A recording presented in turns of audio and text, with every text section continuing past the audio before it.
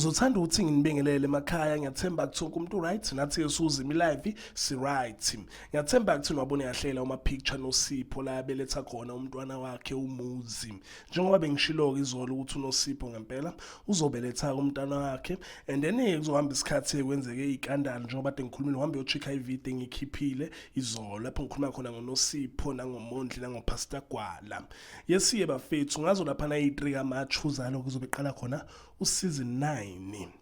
Yakhumbula ukuthi kwavela la state uNosipho noPastor Gwala bahamba kuZalo nangempela ke bayahamba nikwavezwa ukuthi bazohamba eqaleni kwani kwa season 9. So injalo impela indaba bafethu uNosipho uzobeletha ke kuyo lapha episode yange2 March ezobidlala this day and then nge3 March Friday kuzobe kudlala lapha season 9 ubiqala wona season 9. So isazokhala ke impela ku season 9 kuZalo and basivezele phela kumathiza ukuthi uNosipho benenesi bakhonta bazoyenza laphana kuMuzi ezoholela uMuzi ukuthi egcine edlulileke emhlabeni. Impela ke isazobuya ke so bengifuna nje ukuupdate ukuthi Uzalo ke njengamanje liyongena ku big season 9 and uNosipho benoPastor Gwala kwavela ukuthi bazohamba eqani kwawo season 9. So uma umbuyele Uzalo nje ungalindela impela isazokhipha ulindele action usazokwenzakala idrama.